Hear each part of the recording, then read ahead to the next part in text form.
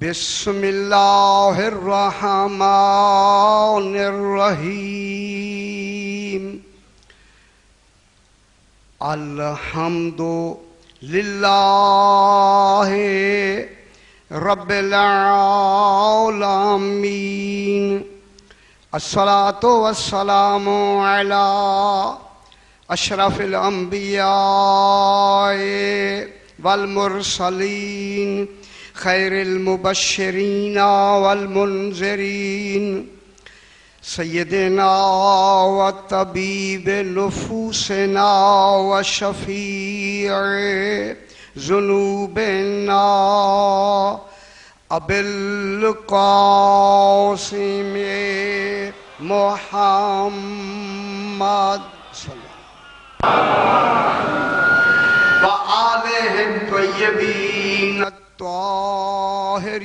المعصومین صلوات اللہ علیہم اجمعین اما بعد بسم اللہ الرحمن الرحیم اللہ لا الہ الا ہو الحی القیوم لا تأخذہ سنۃ ولا نوم صلوات علی محمد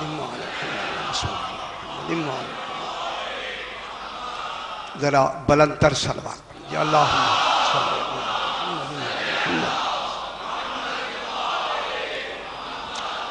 یہ ماہ رمضان ہے، روزانہ ایک مسئلہ بیان کیا جاتا ہے، وہ یہ ہے کہ روزے کے دوران غلیظ غبار حلق تک پہنچانے سے یا عمدن پہنچ جانے سے روزہ باطل ہو جاتا ہے. غلیظ غبار خواہ وہ ایسی چیزیں ہیں جیسے مثلا آٹا ہے، کھائی جاتی ہیں یا وہ عادتاً کھائی نہیں جاتی، لیکن ان کا غبار اٹھتا ہے اور وہ حلق میں چلا جائے تو اس سے روزہ باطل ہو جاتا ہے.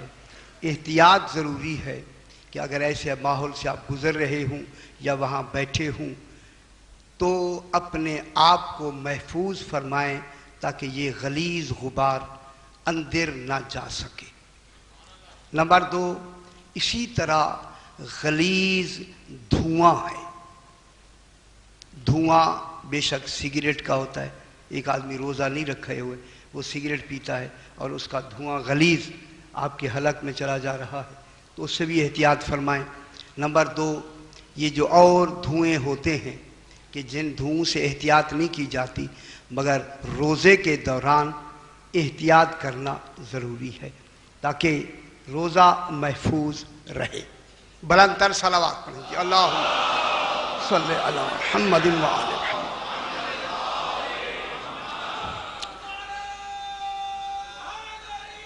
یا علی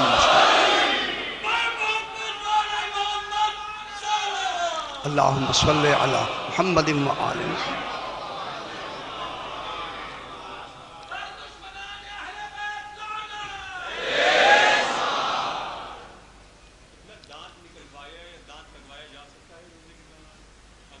اس میں ممکن ہے کہ کوئی لیکوڈ چیز اندر نہ چلی جائے، بہتر ہے کہ احتیاط کریں. ذرا بلند تر صلوات پڑھیں گے. اللہم صلی علی محمد و آل محمد. اور تشریف لائیں. یہ ہمارا جو درس کا موضوع ہے وہ آیت الکرسی ہے، اور کل جہاں ہم پہنچے ہیں کہ سب سے پہلے جو کرسی کی ابتدا جہاں سے ہو رہی ہے اسے لفظ اسم اللہ سے آیت الکرسی شروع ہو رہی ہے. سبحان اللہ. جس کا آغاز ایسا ہو خدا جانے وہ کرسی کس میں یار کی ہو. آیت الکرسی لفظ اسم اللہ سے شروع ہوتی ہے. اللہ لا الہ الا ہو. کل اس میں اللہ پر تھوڑی بہت گفتگو ہوئی. آج میں چاہتا ہوں کہ یہ بتایا جائے کہ الہ اور اللہ میں کیا فرق ہے. توجہ فرمائیے. اللہ اور الہ لفظ تو مفہومی اعتبار سے تو دونوں ایک ہیں، مگر لفظوں کی جو ترکیب ہے اس میں فرق ہے. الہ کی لفظ ایک اور ترکیب کو ظاہر کرتی ہے، اللہ کی لفظ اگرچہ ترتیب دینے والا ایک ہے، لفظیں دو ہیں. توجہ فرمائیں. اللہ اور لا الہ الا ہو. اللہ وہ ہے، لا الہ کوئی الہ نہیں. میں اب اس کا ترجمہ صرف دو لفظوں میں، ابد سے لے کر ازل سے لے کر ابد تک کوئی دوسرا الہ نہیں. ازل سے لے کر ابد تک کوئی دوسرا الہ، بہت بڑی بحث ہوگی اس پر، کوئی دوسرا الہ نہیں. ٹھیک ہے. اللہ سوائے اس ہوا کے. بس سوائے اس ہوا کے کوئی دوسرا الہ ہے ہی نہیں. بحث کریں گے انشاءاللہ.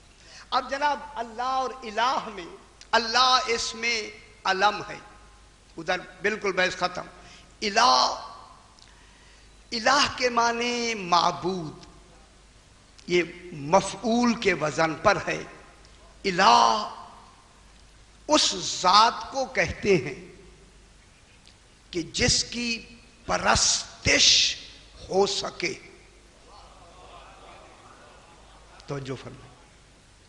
الہ وہ ہوتا ہے جس کی عبادت کی جا سکے.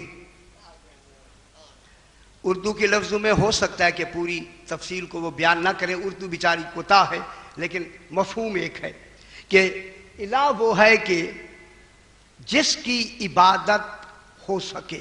تیسرا معنی ہے الہ وہ ہوتا ہے جو لائق عبادت ہو. سبحان. الہ اس کو کہتے ہیں جو لائق عبادت ہو. اور چوتھا ترجمہ ہے کہ الہ اسے کہتے ہیں جو عبادت کے اہل ہو. اللہ اکبر. جناب علی اس اہل کو، اے اللہ میں تیری عبادت جنت کی وجہ سے نہیں کرتا، یہ تاجرانہ عبادت ہے. تھوڑی سی ساتھ میرے ساتھ رہیں. جناب علی فرماتے ہیں کہ میں تیری عبادت اس لیے نہیں کرتا کہ مجھے جنت ملے، یہ تاجرانہ عبادت ہے. میں اس لیے گناہوں سے نہیں بچتا کہ کہیں جہنم میں نہ ڈال دے، یہ غلامانہ عبادت ہے. سبحان. ایسی عبادت غلام کرتے ہیں، یہ غلامانہ عبادت ہے. بل وجدتو کا اہلاً للعبادت، بلکہ میں نے تجھے پایا ہی عبادت کا اہل ہے. سبحان. اس لیے میں تیری عبادت کرتا ہوں. اسی وجہ سے ہے کہ زاہد کی عبادت اور ہے، عابد کی عبادت اور ہے، عارف کی عبادت اور ہے. اللہ. عارف کی عبادت کا معیار کچھ اور ہوتا ہے. اس لیے نہج البلاغہ میں جناب علی علیہ السلام توحید کے بارے میں اللہم صلی علی محمد و آل محمد، چونکہ یہ موضوع درس کا ہے، لہذا اگر درسی باتیں چھوڑ دی جائیں تو پھر درس کا مفہوم مکمل نہیں ہوتا. سرکار فرماتے ہیں کہ کلو قوی غیرہ ضعیف. کلو توحید کے بارے میں سرکار فرماتے ہیں، جناب علی فرماتے ہیں کلو قوی غیرہ ضعیف وکلو مالک غیرہ مملوک وکلو عالم غیرہ متعلم وکلو قادر غیرہ یقدر و یوجز. علی فرماتے ہیں کہ اللہ ایسا ایسا قوی ہے کہ ہر اس کا غیر قوی اس کے سامنے ضعیف ہے.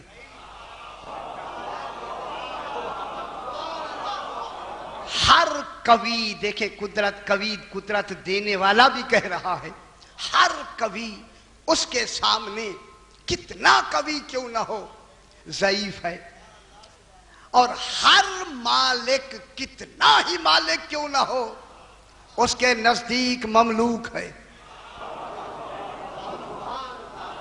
کتنا مالک کیوں نہ ہو اس کے نزدیک مملوک ہے. پھر میرا امام فرماتا ہے کہ کلو عالم غیرہ متعلم، کتنا بڑا عالم کیوں نہ ہو اللہ کے پاس وہ متعلم ہے، طالب علم ہے.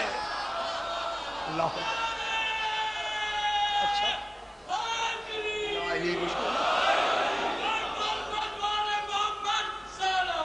اللہم صلی علی محمد و آل محمد، کہ کتنا کیوں نہ ہو عالم لیکن اللہ کے غیرہ متعلم. غیر اللہ کے نزدیک کیا ہے؟ متعلم، یعنی تعلیم لینے والا. پھر فرمایا وَكُلُّ قَادِرٍ غَيْرُهُ يَقْدِرُ وَيُعْجَزُ، کہ ہر قادر اس کے سامنے قدرت اور عجز کا مجموعہ ہے. خدا جانے جناب علی کا یہ معیار علمی ہے جہاں سرکار علی علیہ السلام نے ان لفظوں کو اپنے لفظوں میں بیان فرمایا ہے. تو اب الہ ہوئے جس کی عبادت کی جائے، جب الہ کے معنی ہے کہ جس کی عبادت کی جائے، تو پھر الہ قرآن میں دو طرح کے آئے ہیں. الہ کے معنی معبود، جب معبود ہیں تو معبود دو طرح کے قرآن میں آئے ہیں. توجہ فرمائیں، ایک معبود حق، ایک معبود باطل.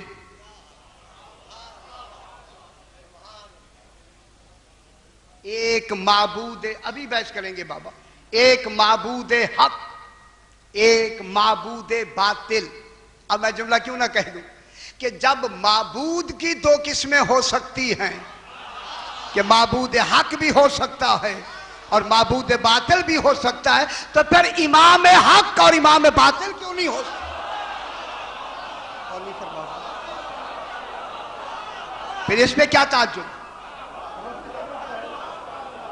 اگر قرآن میں معبود حق اور معبود باطل کا تصور ہو سکتا ہے تو پھر کیا امام کے لیے امام حق اور امام باطل کا تصور کرنا کیوں تعجب میں آتا ہے؟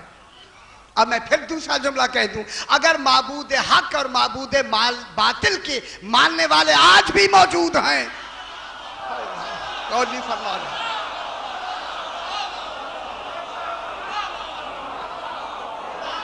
پھر یہاں تعجب کیوں ہوتا ہے؟ پھر یہاں تعجب کا تصور نہیں ہونا چاہیے.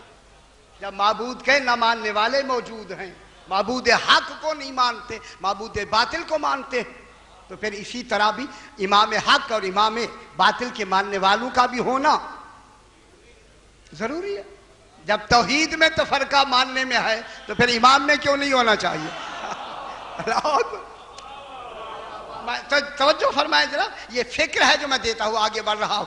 اب جناب جب معبود باطل کا ہونا موجود ہے، اب جیسے قالو، اب قرآن میں موجود ہے، قالو یا موسیٰ اجعل لنا الہا کما لہم آلہہ. انہوں نے کہا یا موسیٰ، انہوں نے، قوم نے کہا، بنی اسرائیل نے کہا، اے موسیٰ اجعل لنا الہا، ہمارے لیے بھی کوئی الہ بنا، کما آلہتہم، جس طرح کے ان کے الہ ہیں. الہ ہیں، الہ آلہہ، ہمارا ایک بنا، ان کے تو بہت ہیں. ارائیت الذی من اتخذ الہہ ہوا، ارائیت من اتخذ الہہ ہوا، کیا تو نے نہیں دیکھا میرا حبیب کہ انہوں نے اپنی خواہشات کو اپنا الہ بنا دیا ہے. خدا جانے یہ خواہشات کیا ہوتی ہیں، اس پر بحث نہیں کرتے. خواہشات کو قرآن نے الہ کی لفظ میں، یعنی الہ کے معنی ہے خواہشات کی عبادت ہو رہی ہے. الہ کے معنی تو معبود کے ہوتے ہیں. اللہ اکبر. جہاں خواہشات کی عبادتیں ہوں معبود کو چھوڑ کر، پھر جنت کا طلب کرنا کیا معنی؟ میں کیا کہہ رہا ہوں؟ جب اس نے اپنی خواہشات کو الہ بنا لیا ہے تو پھر جنت کے طلب کرنے کا یہاں تصور کیا ہوگا اس کے لیے؟ ارأیت الذی من اتخذ الہہ ہوا، انہوں نے اپنی خواہشات کو الہ بنا دیا ہے. تو معلوم ہو گیا الہ کا تصور باطل کے لیے تو آیا. اب یہاں ایک جملہ میں کہہ دوں، ایک شخص سرکار کے پاس آتا ہے اور آ کے سرکار سے ملنے کے لیے، تو سرکار نے دیکھا کہ اس کے چہرے پر، خدا کے لیے اپنی طرف منسوب نہ کریں لیکن یہ واقعہ جو میں بیان کرتا ہوں، اس کے چہرے پر داڑھی نہیں تھی. سرکار نے ملنے سے انکار کر دیا. میں کیا کہہ رہا ہوں؟ جو حضرات ناراض ہونا چاہیں وہ ناراض نہ ہوں، میں واقعہ بیان کر رہا ہوں جناب. شاہ جی یہ دیکھ، یا علی مشکل. ہاں اگر یہ داڑھی نہیں ہے تو ظاہری عدالت نہیں ہوگی. شریعت اسے عادل نہیں کہتی، عابد کتنا ہی کیوں نہ ہو، لیکن عادل نہیں کہلائے گا. کتنی ضروری ہے، دیکھیں جناب کتنا ضروری ہے. تو سرکار نے ملنے سے انکار کیا تو اس نے سبب پوچھا، مولا آپ ملتے کیوں نہیں؟ فرمایا تیرے چہرے پہ داڑھی نہیں ہے. تو اس نے جملہ کہہ دیا، میرے الہ نے داڑھی نہ رکھنے کا مجھے حکم دیا ہے. غور نہیں فرما رہے؟ اس نے کہا کہ میرے الہ نے مجھے داڑھی نہ رکھنے کا حکم دیا ہے. تو سرکار نے فرمایا میرے الہ نے تو مجھے داڑھی رکھنے کا حکم دیا ہے، شریعت تو میری جاری ہے. اور نہیں فرما رہے. ہائے ہائے ہائے. اور تو بات ہے. تو اب یہاں کیا ہوا؟ الہ اپنی، الہ مانے انہوں نے اپنی خواہشات کو الہ بنا دیا. اب ذرا پھر آگے چلتے ہیں. اب یہ ہے کہ حرکوہ وحرکوہ وانصروا آلہتکم ان کنتم فاعلین. جناب ابراہیم کو جلا دو. توجہ فرمائیں. حرکوہ قرآن کہتا ہے، انہوں نے مل کر کیا کہا؟ حرکوہ.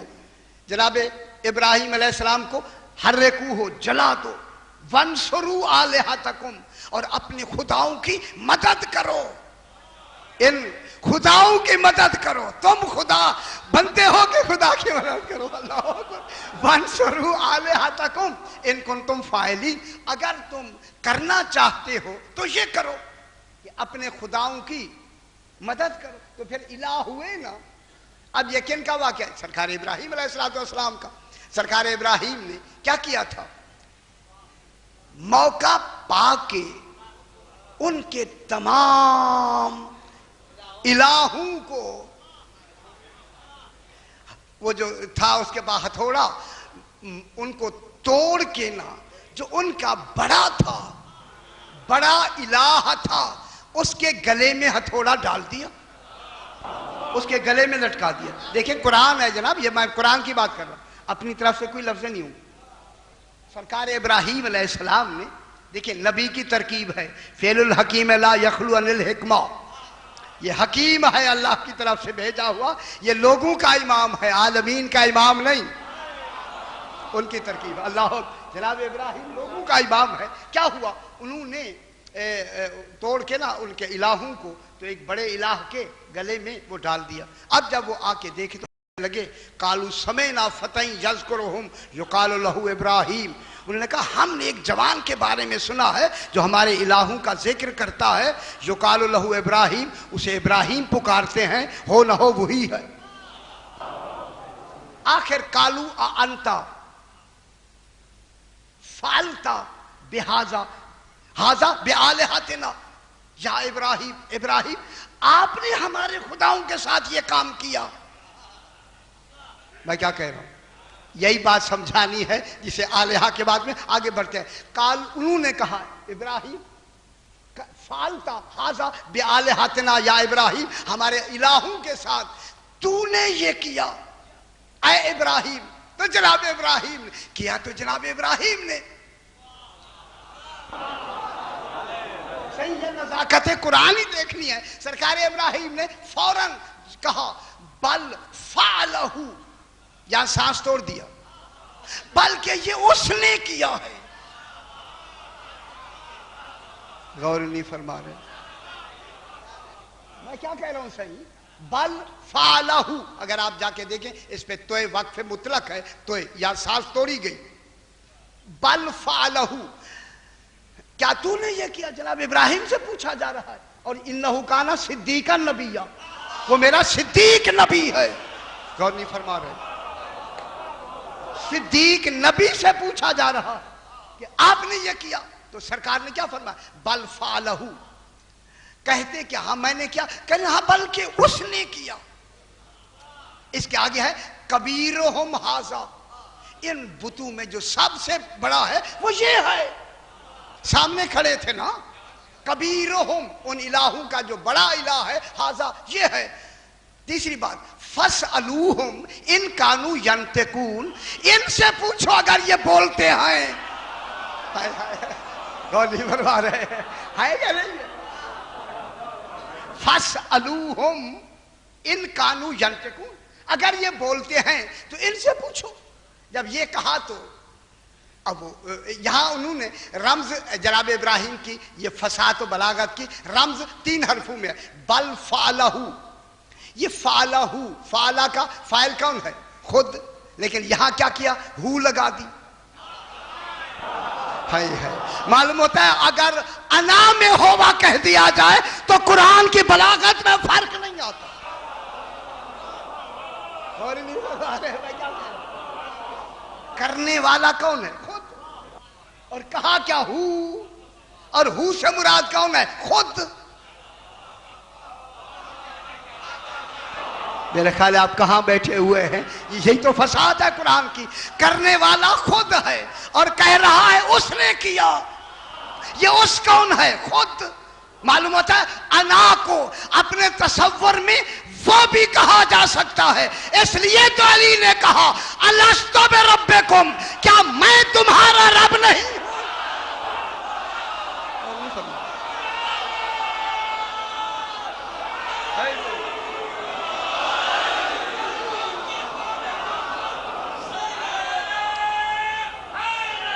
یا علی مشکل. میں کیا کہہ رہا ہوں؟ اب یہ مراد کون ہے؟ فعلہ سے مراد کون ہے؟ کس نے کیا؟ نا خود اپنا آپ کیا نا. لیکن وہاں فاعل کی لفظ نہیں کہتے، اپنے آپ کو غائب کہہ کے آگے بیان کر دیتے. غائب کہہ کے بات کو آگے بڑھا دیتے. بل فعلہ، یہ اس نے کیا. اس کہہ کے مراد خود. فاعل حقیقی طرف اپنا فاعل ہونا اس میں مکمل کر دیا. پھر دوسری جو فصاحت ہے سرکار ابراہیم کی وہ یہ ہے کبیرہم ھذا، یہ تمہارا سب سے بڑا الہ تو یہ ہے. یہ کہہ کر ان کا جو غبار ذہنی تھا بالکل بدل دیا ان کے الہوں کی طرف. غور نہیں فرما رہے. معلوم ہو گیا جو ان کی دشمنی ان کی طرف تھی اسے بدل دیا الہ کی طرف. میری تم سے کوئی دشمنی نہیں ہے، دشمنی کا سبب ہی یہی ہے. میں بہت بڑی بات کر رہا ہوں جناب، اگر آپ متوجہ ہیں. تمہارے ساتھ تو میری کوئی دشمنی ہی نہیں ہے، اگر ہے تو یہ سبب ہے. نہ بناتے نہ دشمنی ہوتی. میں بہت بڑی بات کر رہا ہوں جناب. نہ بناتے نہ دشمنی ہوتی.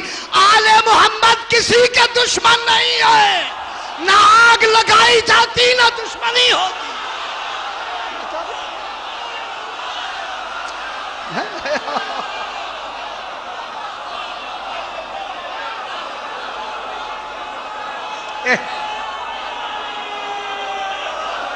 حیدری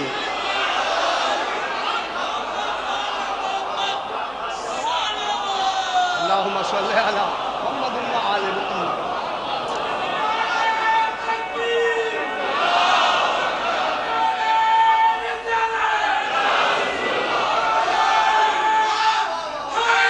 یا علی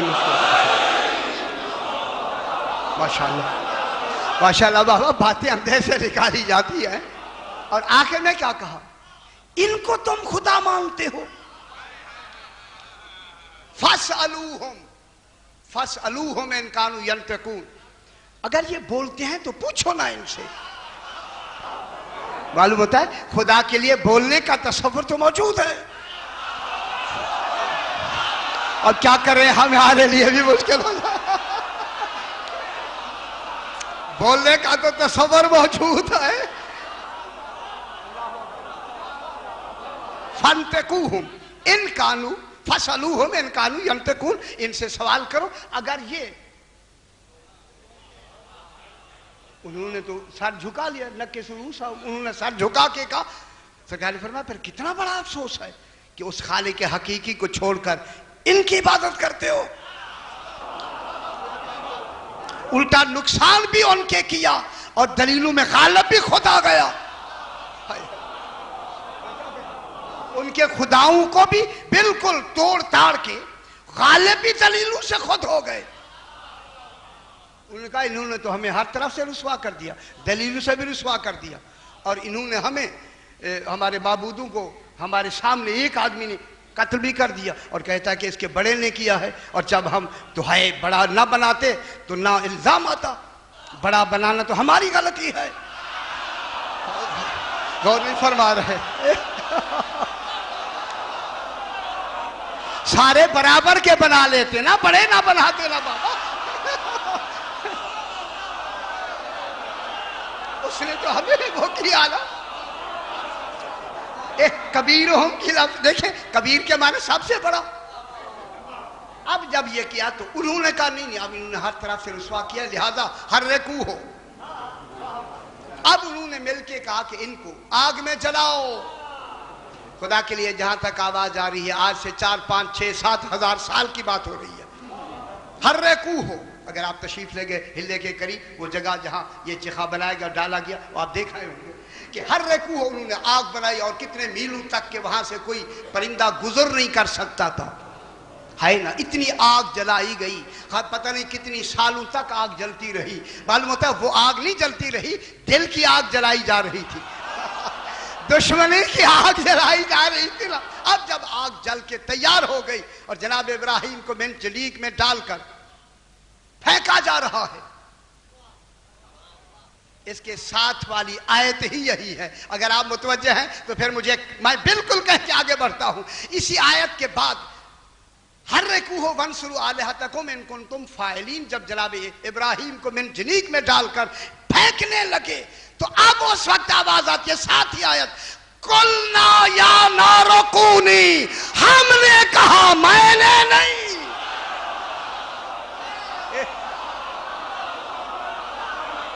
یہ ہم کون ہیں؟ ہم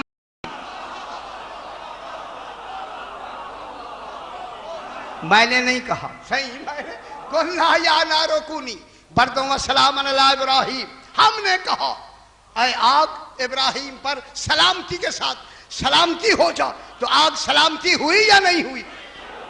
وہ کون ہے ہم کہنے والا؟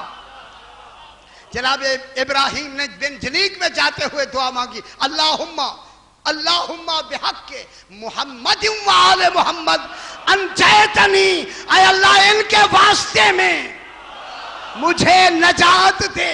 اب میرا علی آقا کہتا ہے، انا الذی اخرجت ابراہیم من نار نمرود باذن ربی، نار نمرود سے میں علی نکالنے والا۔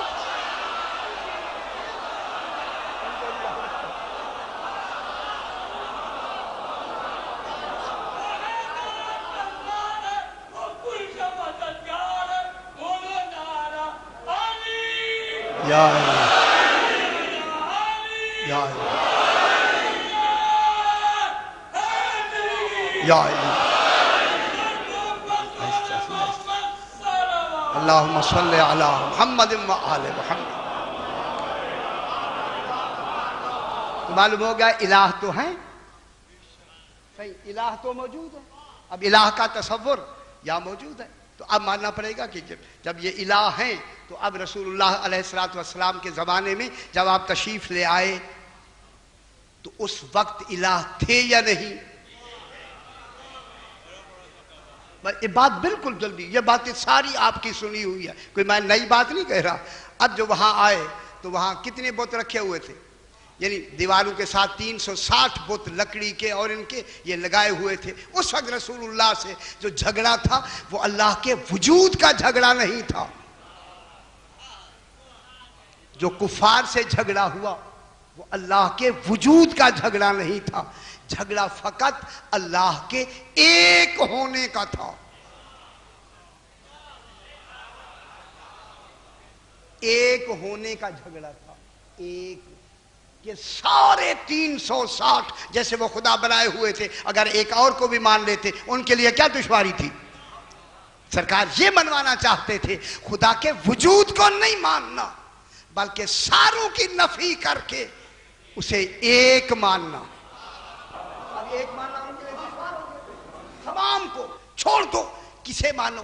ایک کو، اس ایک اللہ کو مانو جو الہ ہے، کوئی الہ نہیں ہے، اسی ایک کو۔ ان کے لیے دشوار ہو گیا، 360 تو وہ مانو، 361 مان لیتے، لیکن انہوں نے کیا کیا؟ انہوں نے سرکار دو عالم کی بات مانی نہیں مانی وہ تاریخ آپ کے سامنے ہے، لیکن یہاں اللہ نے اس آیت الکرسی میں لا الہ الا ہو، اس کی ترکیب نحوی کریں۔ اب گھبرائیں گے تو نہیں؟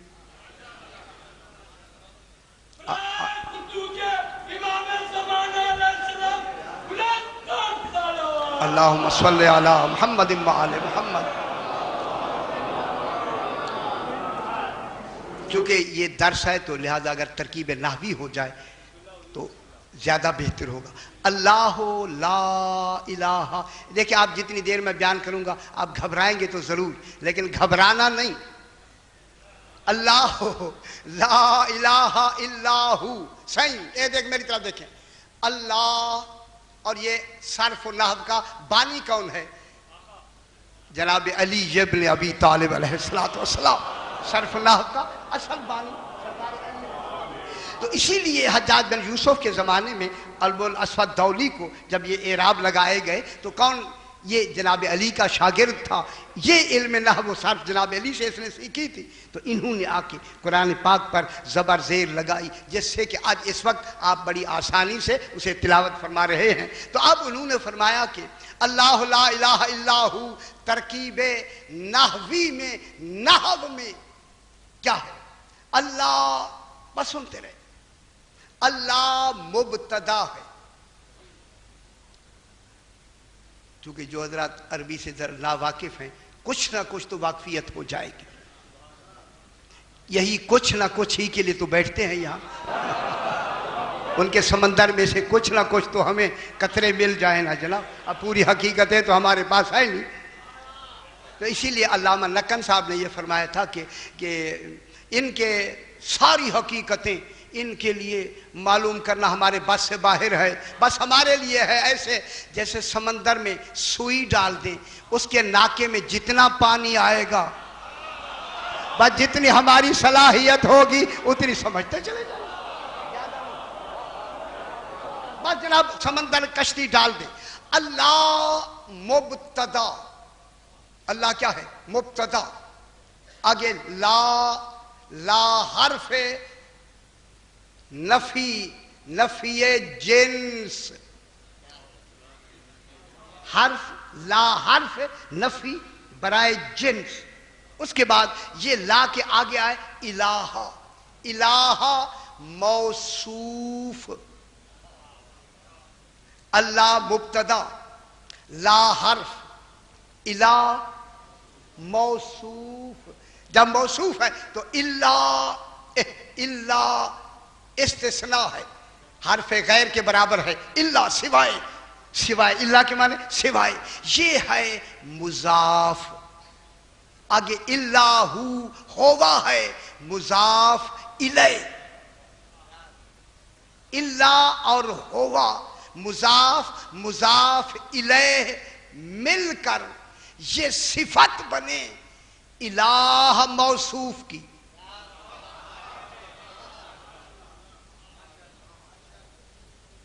لا حرف نفی کوئی حرج نہیں، صحیح میں دیکھ رہا ہوں، اسی لیے آپ گھبرائیں گے، کچھ تو گھبرائے نا تھوڑی دیر کے لیے، کوئی حرج نہیں. اللہ یہ اللہ مضاف، ہو مضاف الیہ، مضاف الیہ بن کے کیا بنی؟ صفت. کس کی؟ الہ کی.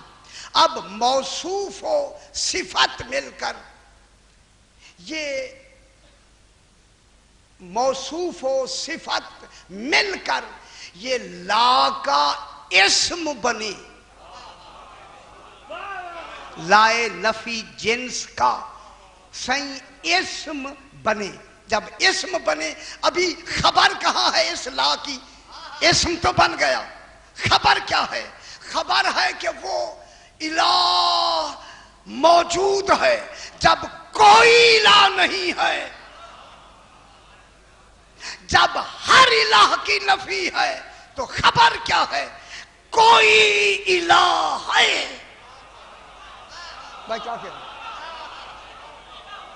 دیکھیں یہ علمی صلاحیت اس میں یسعہ ان یوجد، یا کہ صحیح ہے کوئی نہ کوئی ہے، کوئی نہ کوئی ہے. تو کیا بنی؟ خبر. کس کی؟ اس لا کے اسم کی. خبر کیا بنی؟ موجود، کوئی موجود ہے. ہے بس یہ ہے، اسے چھپا دیا، خبر کو چھپا دیا. اب یہ اسم اور خبر جو اس لا کے اسم اور خبر ہیں، یہ دونوں مل کر پھر خبر بنے اللہ مبتدا کی. اور نہیں فرما رہے، پھر یہ سارے مل کے خبر بنے اللہ مبتدا کی. اب اللہ مبتدا بنا، یہ خبر بنے.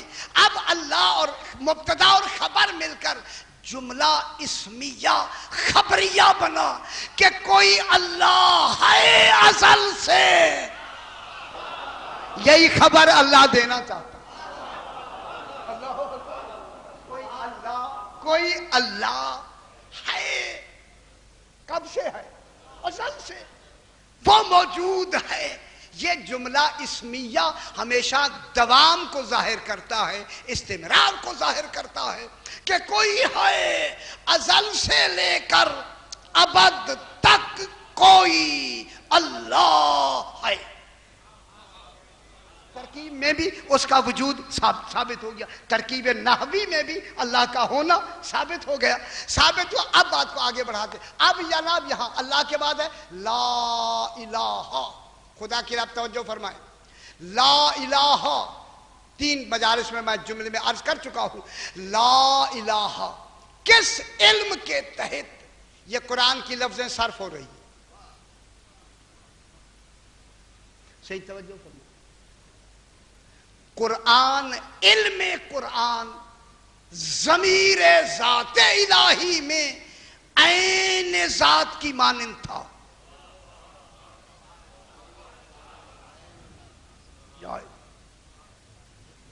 علم قرآن صحیح، علم قرآن ضمیر ذات الہی میں عین ذات کی طرح تھا، زائد پر ذات نہیں تھا.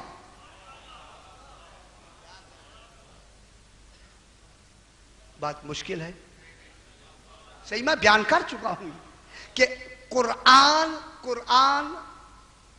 ضمیر ذات الہی میں کیا تھا؟ عین ذات، زائد پر ذات نہیں تھا. تو معلوم ہوگا یہ لا الہ یہ قرآن کا علم ہے جو عین ذات تھا. میرے ساتھ جب تک ذہن نہیں ملائیں گے بات سمجھ نہیں آئی. قرآن کس کا علم ہے؟ اللہ کا. توحید کا علم ہے قرآن. جب توحید کا علم ہے تو توحید کا علم ذات خدا میں کیا تھا؟ عین ذات. ٹھیک ہے نا؟ عین ذات تھا. جب عین ذات تھا تو اب یہ جو 14 ناطق قرآن ہیں یہ ضمیر ذات الہی میں عین ذات نہیں تھے، بحیثیت صفات موجود تھے.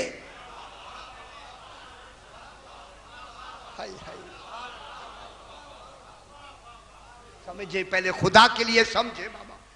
قرآن کا علم عین ذات تھا ضمیر ذات الہی میں، اور یہ 14 ضمیر ذات الہی میں صفات کی حیثیت سے تھے،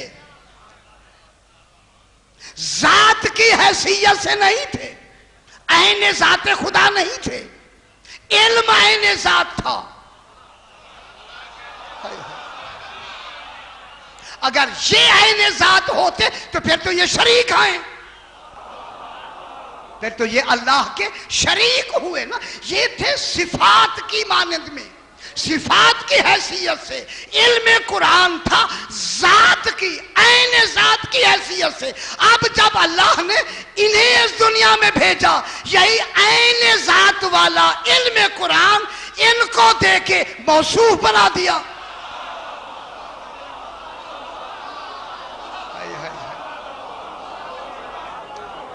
ان کو یہ علم قرآن، الرحمن علم القرآن، ان کو قرآن کا علم دے کر انہیں کیا بنا دیا؟ عالم قرآن بنا دیا۔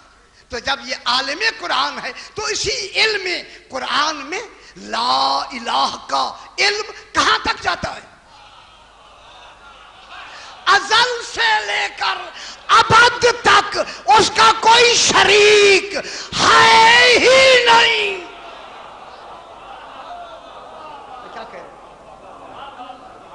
ازل سے لے کر، اب علم قرآن میں ازل سے لے کر ابد تک اللہ کا کوئی شریک ہے ہی نہیں، ہے نہیں۔ اس لیے اللہ نے لائے نفی جنس لگا دیا۔ یہ لائے حرف لائے نفی جنس، یعنی جب سے اللہ ہے، جب تک اللہ ہے، کوئی جنس الہ ہے ہی نہیں۔ نفی جنس خدا ہو گئی، یعنی خدا کے الہ ہونے کی جو جنس ہے اس جنس کی نفی ہو گئی۔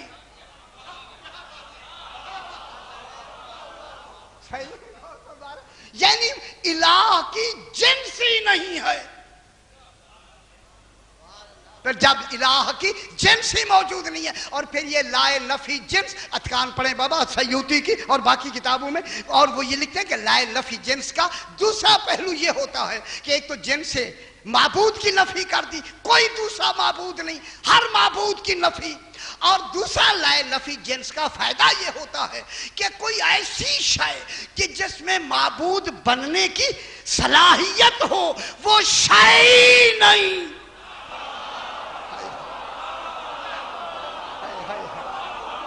فرما رہے یعنی وہ شے ہی نہیں کہ جس میں معبود بننے کی صلاحیت ہو، جب وہ شے ہی نہیں تو پھر معبود کہاں سے آیا؟ میں بہت بڑی بات آپ کو پہنچا چکا ہوں نہ، پھر کوئی شے ہے ہی نہیں۔ یہی وجہ ہے کہ ہمارے علم کے مقابلے میں جہل آتا ہے، اللہ اور آل محمد کے علم کے ضد عدم ہے، عدم، جہل نہیں۔ میں بیان کر چکا یارا، یہاں ہمارے اور ہمارے علم کی ضد کیا ہے؟ جہل۔ اللہ کے علم کی ضد کیا ہے؟ عدم۔ اگر وہاں جہل ہے تو پھر فرق کیا ہوا؟ آل محمد کا علم تو اسی کی ذات سے جدا شدہ قرآن کا نام ہے۔ جو علم اللہ کا ہے وہی تو ان کو ملا ہوا ہے۔ جب اللہ کے علم میں مقابلے میں ضد ہے ہی نہیں، جہل، تو پھر نہ آل محمد کے علم میں کی ضد جہل ہے، نہ اللہ کے علم کی ضد جہل ہے، بلکہ اللہ کے علم کی ضد عدم ہے۔ آل محمد کے ضد کی علم کی ضد بھی عدم ہے۔ عدم کے معنی نامعلوم، یعنی اللہ کو بھی شریک معلوم نہیں ہے۔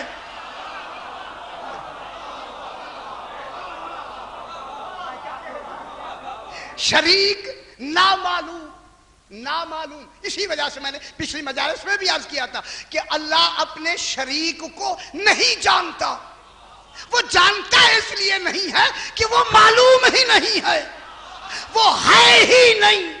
یعنی جو شے اللہ کو معلوم ہی نہیں ہے وہ موجود ہی نہیں۔ جب شریک موجود ہی نہیں تو شریک ہوگا کہاں سے؟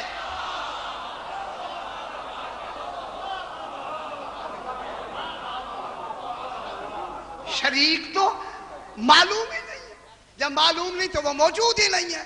جب شریک موجود ہی نہیں ہے ہی نہیں، اسی لیے اللہ اپنے شریک کو نہیں جانتا، ہوتا تو جانتا۔ لہذا اللہ کے علم میں شریک ہے ہی نہیں، ہے ہی نہیں، اور یہی علم ہے آل محمد کے پاس کہ ان کے علم میں بھی اللہ کا شریک نہیں۔ یہی عدل تھا اللہ کا، رسول تیرے علم میں میرا کوئی شریک ہے نہیں، لہذا حق ہے تجھے تو کہہ دے قل هو اللہ احد۔ اور نہیں فرما رہے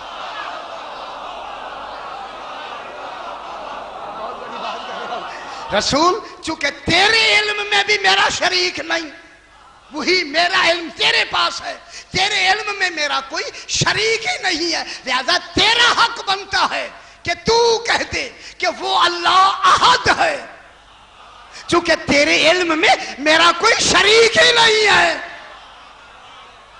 بات میں جملہ کہہ کے آگے بڑھ دوں، رسول سے اپنی احدیت کا اعلان کروانا دلیل ہے۔ رسول تیرے علم میں شریک ہی نہیں ہے، یہ بتانے کے لیے مشرک کبھی بھی جانشین رسول نہیں ہوگا۔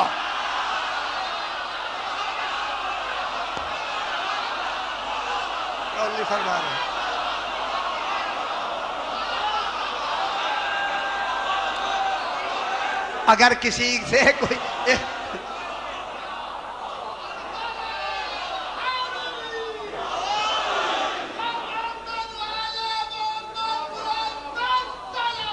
اللہم صلی علی محمد و آل محمد۔ اب علم رسول کہاں تک حد چلی گئی؟ لا الہ، لا الہ ابد سے شروع ہوا، ابد سے شریک نہیں ہے، ازل سے شریک نہیں ہے، کب تک شریک نہیں ہے؟ ابد تک شریک ہے ہی نہیں، شریک ہے ہی نامعلوم، ہے موجود ہوتا تو معلوم ہوتا۔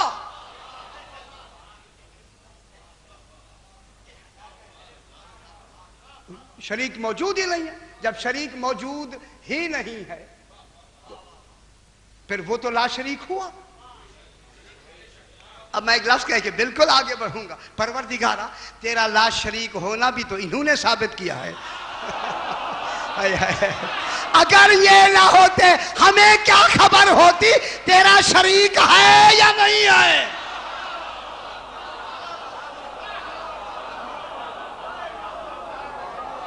تو اب یہ اس کا لا شریک ہونا انہیں زیبا ہے نا کہ یہ کہے وہ کیا ہے؟ لا شریک۔ تو اب لا شریک کا تصور ان کے علم میں کیا ہے؟ کب سے ہے؟ پھر لا شریک کا تصور ایک طرف تو نفی ہے، وجود ہی نہیں ہے، تو ایک طرف پھر کتنا کمال ہے اس ذات کے جاننے کا۔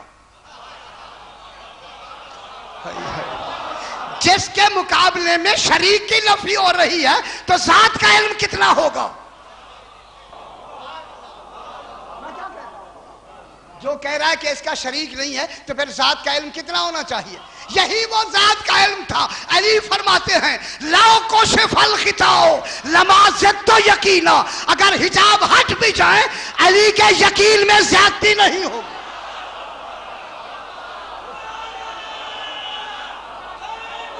یا علی،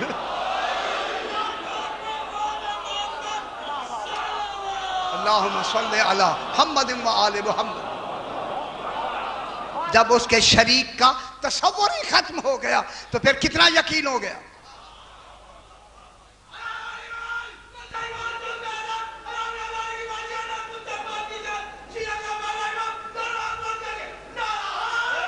یا علی، اللہم صلی علی محمد و آل محمد۔ تو اب لا الہ کے تصور میں اب کوئی الہ کا تصور آئے گا؟ لیکن ابھی بات سامنے آ گئی آپ کے بھی میرے بھی. تو اب جب یہ رسول خدا نے فرمایا اللہ لا الہ، تو اب جب آپ کلمہ پڑھیں گے تو کیا کہیں گے؟ اشہد اللہ الہ الا اللہ. تو اب سارے نفی ہو گئی یا نہیں ہوگی؟ روزانہ نماز میں جو آپ تشہد میں پڑھتے ہیں اشہد اللہ الہ الا اللہ، تو پھر آگے تو ضروری کہنا پڑے گا واشہد ان محمدً عبدہ ورسولہ. اشہد عبدہ ورسولہ، کس کا کمال ہو گیا؟ یہ سارا کمال. اب یہ لا الہ کے تصور میں جو شریک کے نہ ہونے کی حد کیا ہے؟ حد ہی نہیں ہے نہیں. اب میں دیکھ رہا ہوں کہ کوئی ایسی لفظ میرے ذہن میں آئے کہ جو انہیں بیان کی جائے، ہے ہی نہیں شریک، یعنی ازل سے ابد تک جس کا شریک ہی نہیں ہے. اور اللہ کو لا شریک منوانے والا کبھی بھی پلک جھپکنے تک بھی شرک نہیں کر سکتا. ان کے لیے تصور ہی نہ کریں کہ یہ کب ایمان لایا ہے یا کب اسلام لایا. یہاں یہ تصور نہیں ہے. واہ واہ، یا تصور ختم ہو گیا. بس بات کو تھوڑا سا مسائل بھی پڑھیں، تھوڑا سا مسائل. ایک چھوٹی سی بات کہہ کے ایک شخص امام کے پاس آتا ہے، امام جعفر صادق علیہ السلام کے پاس. صلی علی محمد وآل محمد. کل بات کو آگے بڑھائیں گے انشاءاللہ. جب آ کے بیٹھا تو اس نے کہا مولا آپ کے علم کی انتہا کیا ہے؟ آپ کا علم کتنا ہے؟ میں قربان ہو جاؤں. سرکار نے فرمایا پہلے سوال تو کرنا، اسی کے مطابق جواب دیں گے نا. سوال کر پھر ہم اپنے علم کی انتہا تمہیں بتائیں گے. اس نے کہا سرکار یہ فرمائیں کہ سمندر کے نیچے کیا ہے؟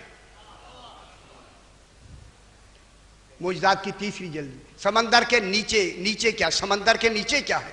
سرکار نے فرمایا سننا چاہتا ہے یا دیکھنا چاہتا ہے؟ توجہ فرمائے ماشاءاللہ. معلوم ہوتا ہے جو سنا بھی سکے اور دکھا بھی سکے وہی تو امام ہوتا ہے. دیکھنا چاہتا ہے یا سننا چاہتا ہے؟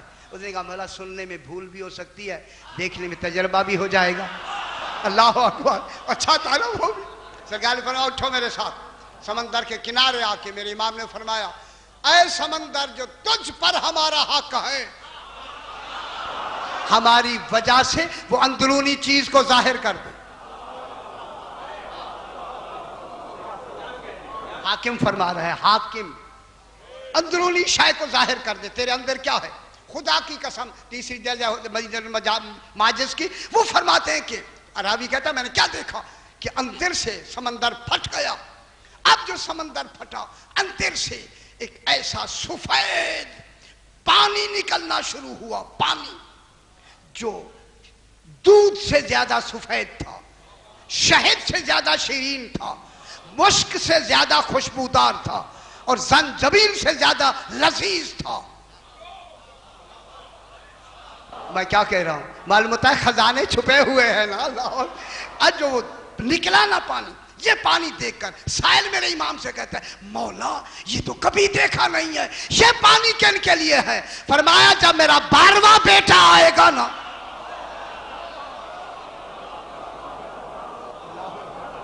جب میرا 12واں آ کے بیٹا 12واں امام آ کے خروج فرمائے گا، اس وقت یہ پانی ان کے لیے ہوگا اور ان کے جو ماننے والی فوج ہوگی ان کے لیے ہوگا. اس وقت یہ پانی ختم کر دیا جائے گا، یہ سمندر نہیں ہوں گے. غور نہیں فرما رہے؟ اس وقت یہ سمندر کا پانی نہیں ہوگا، اس وقت یہ پانی ہوگا جو اللہ نے ان کے لیے محفوظ رکھا ہوا ہے. یہ کہہ کر میرے امام نے فرمایا ذرا اوپر دیکھ.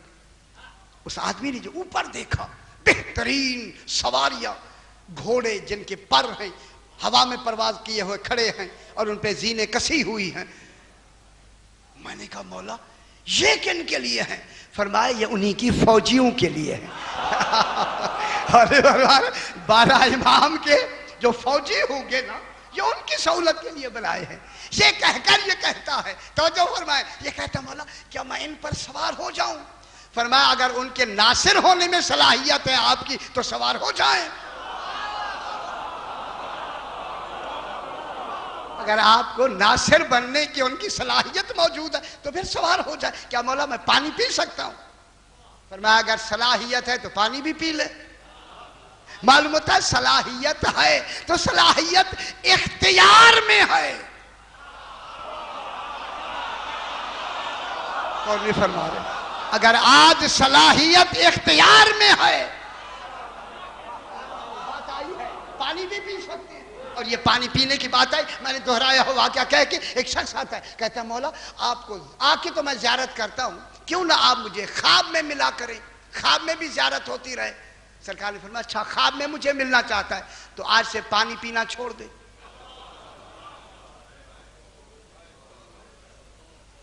پانی پینا چھوڑ دے. اس نے پانی پینا چھوڑ دیا. اب جب چھوڑ دیا تو اب پانی کی خواہش شروع ہوئی.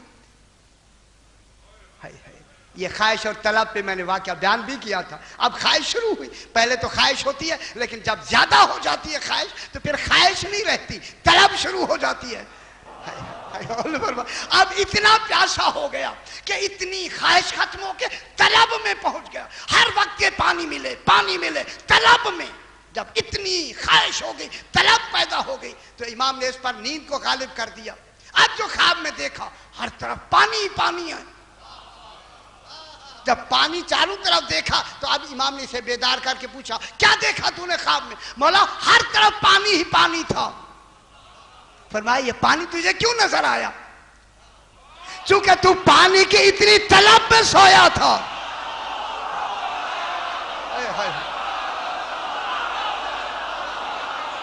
کون نہیں فرما رہے چونکہ تو پانی کی طلب میں اتنی طلب میں سویا تھا لہذا خواب میں بھی تجھے پانی نظر آیا. اگر تجھے میری اتنی طلب ہو جائے پھر تجھے کہنے کی ضرورت نہیں ہم خواب میں آ جایا کریں. اللہ کی ضرورت نہیں ہم خواب میں آ جایا کریں گے. بات آئی ہے پانی کی. آج مجھے حکم ملا ہے کہ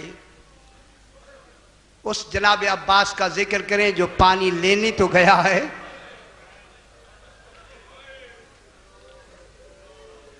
سیدہ کو قبول فرمائے. خدا جانے یہ سال کے بعد پھر یہ موقع ملے یا نہ ملے. میرا امام فرماتا ہے ہمارے غم میں ایسے رویا کرو جیسے بوڑھی ماں جوان بیٹے کے لاشے پہ روتی ہے.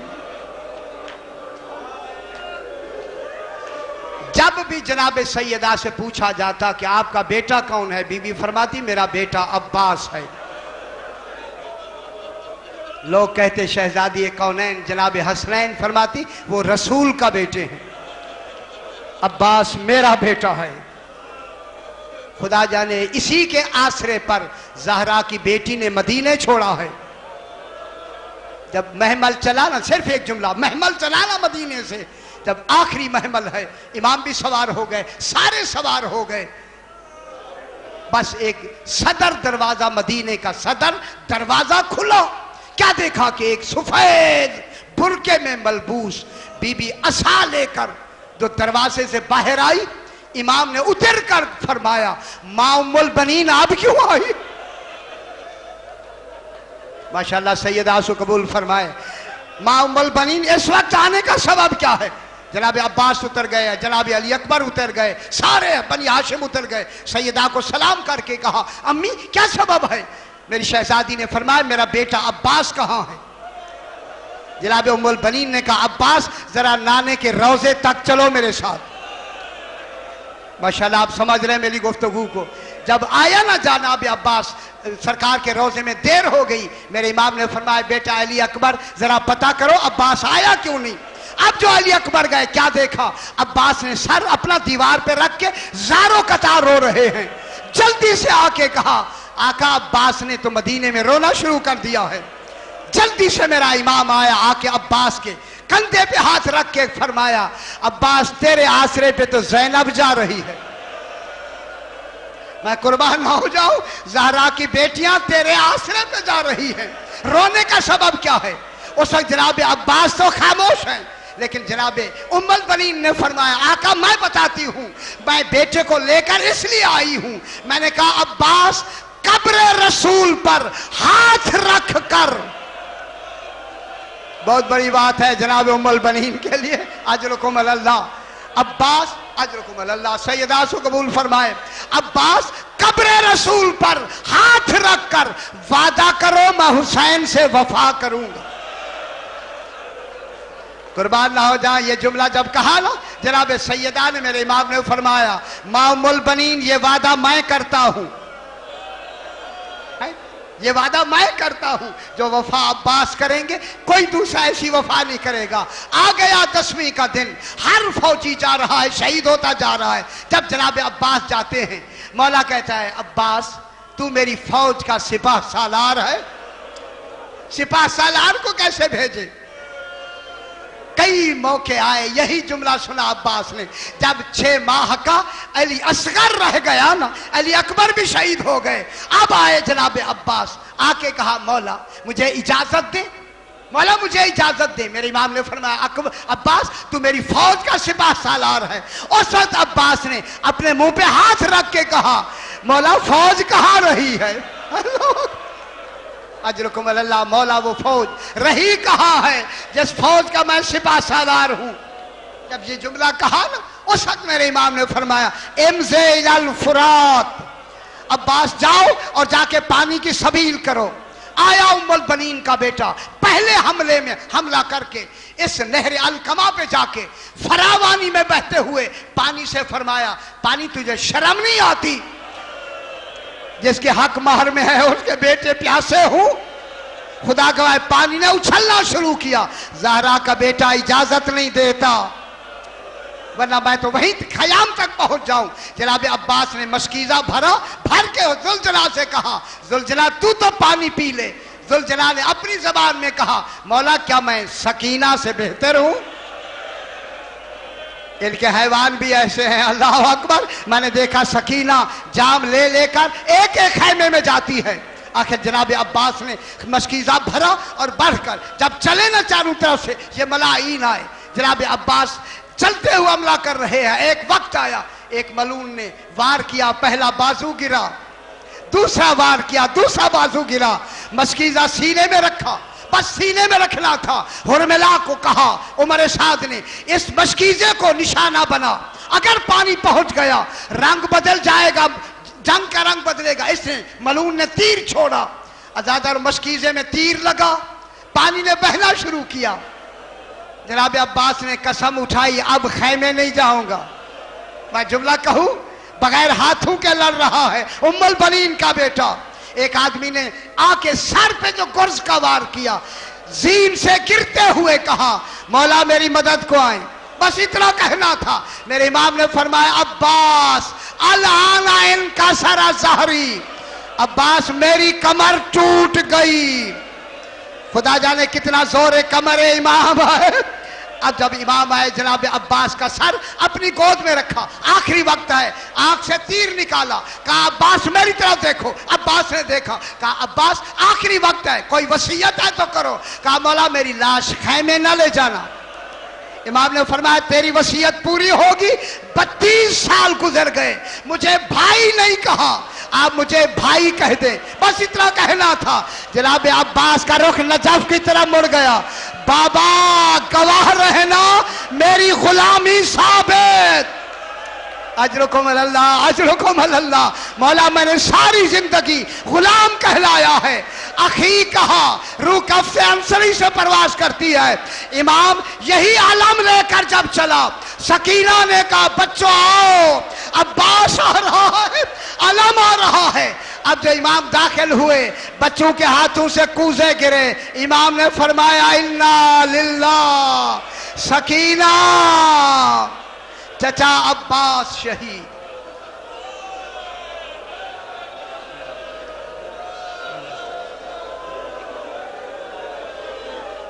परवरदिगार जिस मर्द गैब के इहतमाम हुआ है, अपनी बारगाह में नज़ूर फरमा। जो हज़रात जो तमन्नाएं लेके हाजिर में फैज़ फरमा।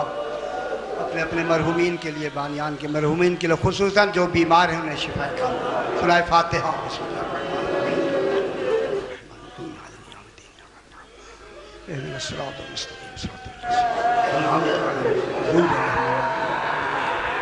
ربنا تقبل منا انك انت السميع العليم